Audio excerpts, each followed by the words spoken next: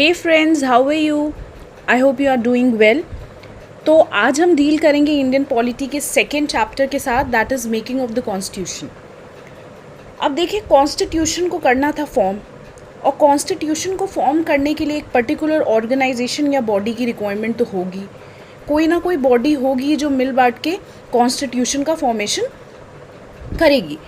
तो one such body was constituent assembly.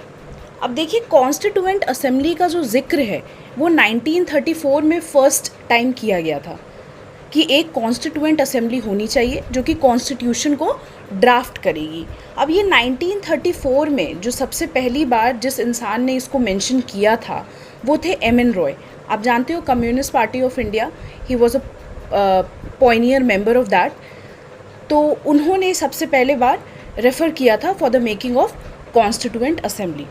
अब देखिए, हम देखते हैं कि कॉन्स्टिट्यूएंट असेंबली जो था वो कैसे फॉर्म हुआ और उसमें कौन कौन से प्रोविंसेस के रिप्रेजेंटेशन थे, क्या था नहीं था, वो हम सब देखेंगे।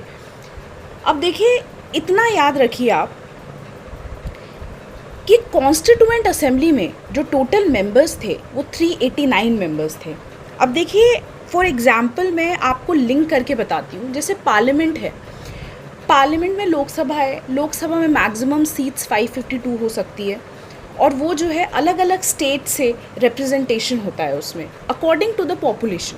ठीक है, तो इसमें भी कॉन्स्टिट्यूएंट असेंबली में 389 मेंबर्स थे, जिसमें से 296 जो मेंबर्स होंगे that would be allotted to the British India and the rest 93 to the princely states.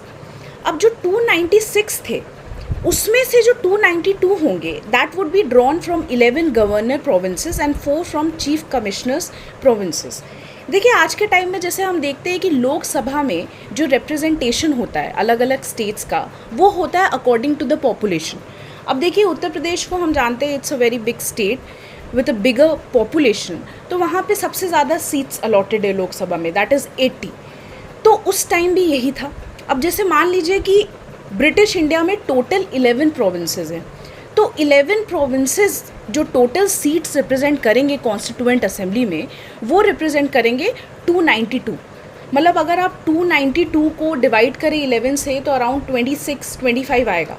लेकिन इक्वल डिवीजन नहीं था कि 11 प्रोविंसेस हैं तो हर प्रोविंस का 26 सीट्स, नहीं, इसमें पॉपुलेशन के हिसाब से था। जैसे मान लीजिए for example north west frontier province है, तो वो एक बड़ा प्रोविंस है, तो हो सकता है वहाँ से 30 सीट्स हो, 35 सीट्स हो। तो पॉपुलेशन के हिसाब से प्रोविंसेस के सीट्स के रिप्रेजेंटेशन थे।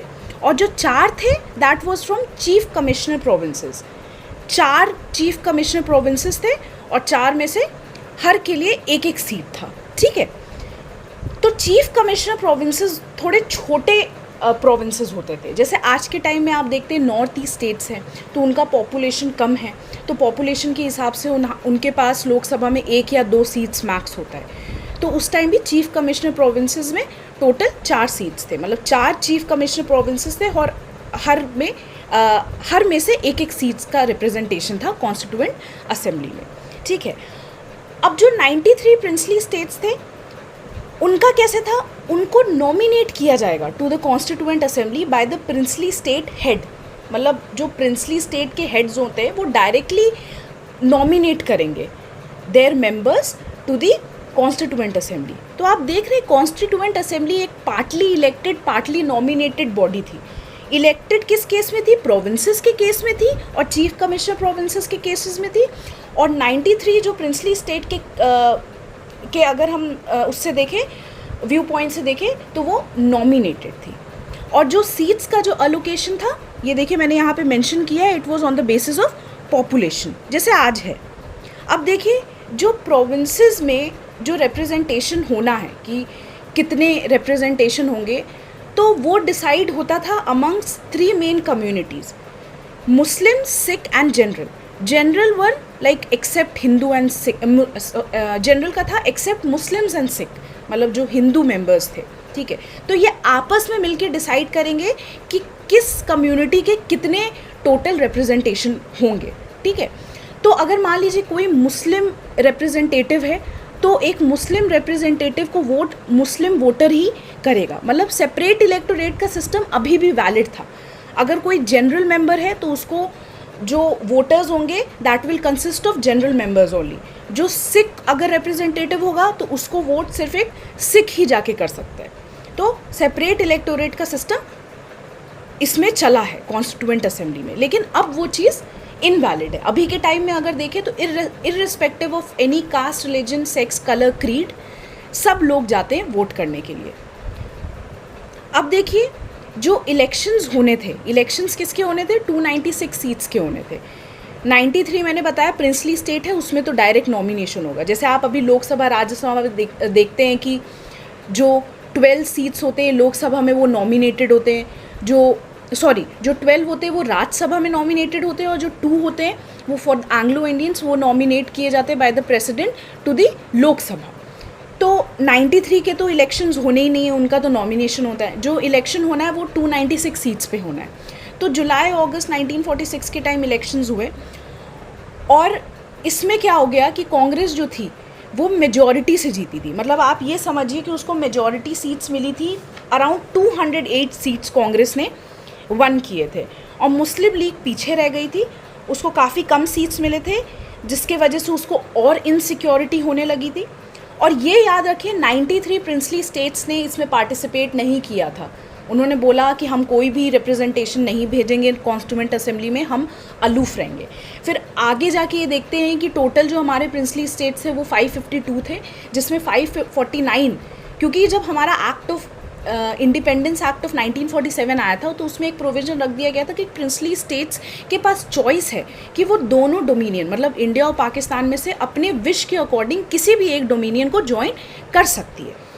तो 552 टोटल प्रिंसली स्टेट्स थे, तो 549 ने तो इंडिया को ज्वाइन कर लिया था। 3 का थोड़ा इशू हो गया था, हैदराबाद, जूनागढ़ और जम्मू कश्मीर, जो कि बाद में उन्होंने एनी हाउ इंडिया को ही ज्वाइन कर लिया था। तो जब इलेक्शंस हुए थे तो जो प्रिंसली स्टेट्स थे उन्होंने ये डिसाइड किया कि वो अलूफ रहेंगे। अब देखिए कॉन्स्टिट्यूएंट असेंबली हमारी फॉर्म हो गई। जो उसकी पहली मीटिंग हुई थी वो हुई थी 9 दिसंबर 1946 को, और इस टाइम जो एक ओल्डेस्ट मेंबर थे डॉक्टर सच्चिदानंद सिन्हा, उनको टेम्पररी प्रेसिडेंट बना दिया गया था। फिर आगे जाके 11 दिसंबर 1946 में डॉक्टर राजेंद्र प्रसाद और HC मुखर्जी, इनको प्रेसिडेंट और वाइस प्रेसिडेंट रिस्पेक्टिवली बना दिया गया था, परमानेंट। ओके, डॉक्टर सच्चिदानंद सिन्हा थे वो टेम्पररी प्रेसिडेंट थे। अब देखिए कॉन्स्टिट्यूएंट असेंबली जो था उसने टोटल 11 सेशंस किए हैं over a time period of 2 years 11 months and 18 days। इसने 11 सेशंस किए। तो पहला सेशन कब हुआ था? 9 दिसंबर 1946 को हुआ था, और जो आखिरी सेशन हुआ है दैट वाज हेल्ड ऑन 23 दिसंबर 1946। ये याद रखिएगा, पूछा जाता है कि टोटल कितने सेशंस हुए थे। ये भी पूछ दिया जाता है कि पहला सेशन कब हुआ था। पहला हुआ था 9 दिसंबर 1946 को, और जो सबसे आखिरी हुआ था वो हुआ था 23 दिसंबर 1946 को। तो प्लीज़ इसे नोट डाउन कर लीजिए। अब देखिए एक बहुत इम्पॉर्टेंट रेजोल्यूशन पास किया गया था जो आगे जाके प्रियम्बल बन गया। प्रियम्बल आप जानते हैं कॉन्स्टिट्यूशन का, अगर पहला पन्ना आप खोलिए तो we the people of India करके पूरा एक पेज होता है, वो लर्न करना बहुत ज़रूरी होता है, तो वो लर्न करके रखिएगा, ठीक है। प्रियम्बल होता है वो। तो वो जो प्रियम्बल का फॉर्मेशन हुआ था वो कैसे हुआ था? देखिए 13 दिसंबर 1946 को जवाहरलाल नेहरू ने एक ऑब्जेक्टिव रेजोल्यूशन पास किया था, जो कि फाइनली अडॉप्ट कब किया गया था? 22 जनवरी 1947 को किया गया था, ठीक है। और वही आगे जाके क्या बन गया था? Preamble for India. तो ये बहुत इंपॉर्टेंट है कि ये ऑब्जेक्टिव रेजोल्यूशन के तहत कब पास हुआ, और फाइनली ये रेजोल्यूशन यूनानिमसली पास होके कब अडॉप्ट किया गया। तो इसके डेट जो है PCS में डायरेक्ट पूछे जाते हैं, तो बिल्कुल ये आपके टिप्स पे होने चाहिए। अब देखिए हमारी जो अभी पार्लियामेंट है, जैसे लोकसभा है लोअर बॉडी, राज्यसभा है अपर बॉडी, तो ये दोनों काम करती है, लॉज बनाती है। राज्यसभा उस टाइम एग्जिस्टेंस में नहीं था। उस टाइम ये समझिए parliament all in all body जो थी कॉन्स्टिट्यूएंट असेंबली थी, उसमें बाय कैमरलिज्म नहीं था, मतलब एक ही सिंगल बॉडी थी जो कि लॉ मेकिंग का काम करती थी, जो कि कॉन्स्टिट्यूएंट असेंबली थी। तो उसको लॉ मेकिंग का भी काम करना है और उसको कॉन्स्टिट्यूशन भी ड्राफ्ट करना है, दो काम करना है। तो जब वो लेजिस्लेटिव बॉडी के तौर पे मिलती थी तो उसका चेयरमैनशिप कौन करता था? तब उसका चेयरमैनशिप करते थे जीवी मावलांकर।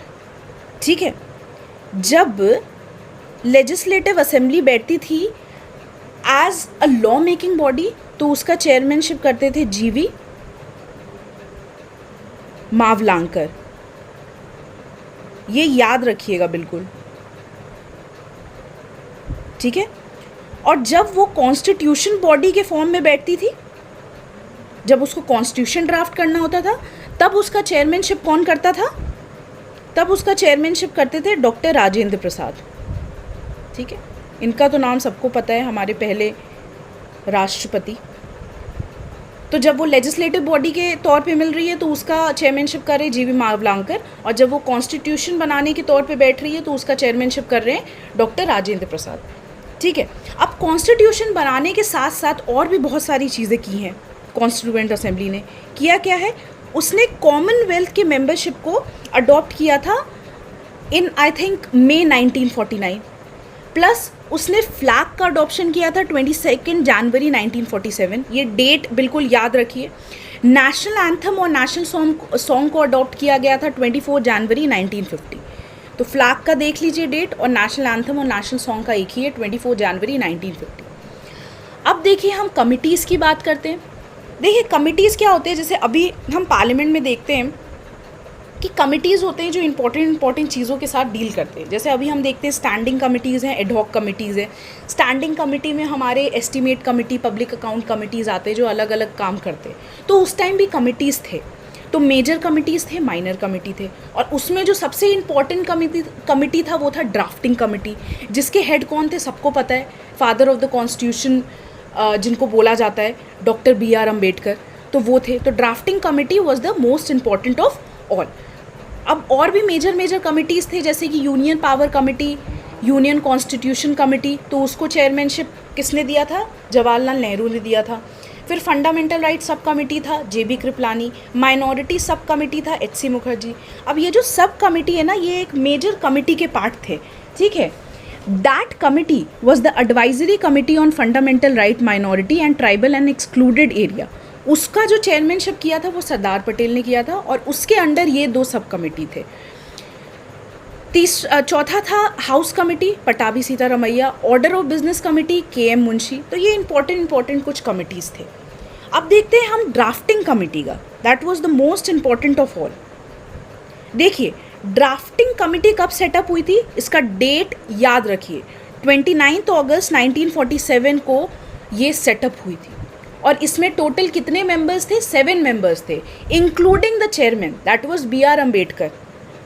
ठीक है ना, तो BR अम्बेडकर को छोड़ के जो और 6 मेंबर्स थे वो कौन थे? NG Ayyangar, Alladi Krishnaswamy Iyer, doctor KM Munshi, SM Saadulla, N Madhav Rao, जिनको बाद में रिप्लेस किया गया था by BL Mitter, TT Krishnamachari, उनकी डेथ हो गई थी तो उनको रिप्लेस किया था DP खेतान ने। ये नाम याद रख लिए, कभी कभी ऑप्शन में आपसे पूछा जा सकता है कि who was not a member of the drafting committee.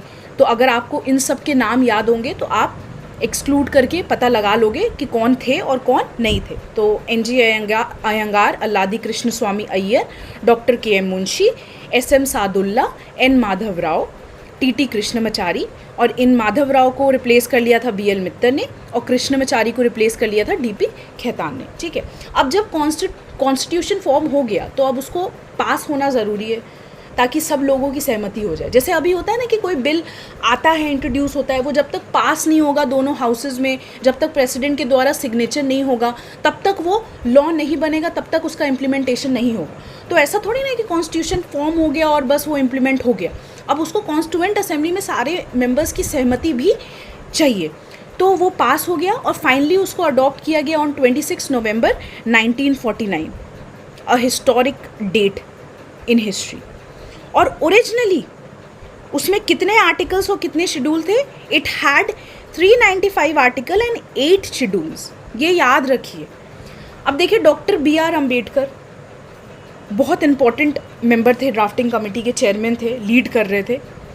तो उनका देखिए बर्थ डेट क्या था, 14 अप्रैल 1891 एंड ही डाइड ऑन 6 दिसंबर 1956। ये देखिए लर्न कर लीजिए, पूछ लेता है कभी कभी डायरेक्ट। देखिए डायरेक्ट अगर ऐसे वाले क्वेश्चन जिसमें आपको बिल्कुल दिमाग लगाना नहीं है, बिल्कुल ये फैक्ट है, तो इससे बेटर होता है कि बिल्कुल आप लर्न करें, तो वहाँ पे कोई कन्फ्यूजन का कोई चांस ही ना बचे। आपको पता है कि इनका बर्थ कब हुआ है, 4 ऑप्शन में से बिल्कुल एक ऑप्शन क्लियर है कि हाँ 14 अप्रैल 1891 और इनकी डेथ हुई है 6 दिसंबर 1956। अब BR अम्बेडकर, हाँ, और आप ये याद रखिए कि कॉन्स्टिट्यूएंट असेंबली में गांधी जी और जिन्ना उसके मेंबर नहीं थे, क्योंकि लोगों को ये लगता है कि महात्मा गांधी ने बहुत इंपॉर्टेंट रोल प्ले किया है, Jinnah was behind the formation of Pakistan, बहुत प्रोमिनेंट मेंबर्स हुआ करते थे ये दोनों, तो ये तो कॉन्स्टिट्यूएंट असेंबली के मेंबर्स बिल्कुल ही होंगे, लेकिन ये दोनों मेंबर्स नहीं थे कॉन्स्टिट्यूएंट असेंबली के, ठीक है। They remained aloof from the constituent assembly. और BR अम्बेडकर थे, इनकी जो कॉन्स्टिट्यूएंसी थी, he was from Poona, Bombay. अब total number of women that participated वो 15 थे। 15 के लिस्ट जानने की ज़रूरत नहीं है कि कौन कौन वुमेन ने पार्टिसिपेट किया था, डायरेक्ट PCS में क्वेश्चन आता है कि टोटल वुमेन कितनी थी। तो आई थिंक ये making of the constitution clear है, आपको सारे डिटेल्स मैंने कवर कर लिए हैं। अब आगे के चैप्टर्स के लिए stay tuned. Till then take care.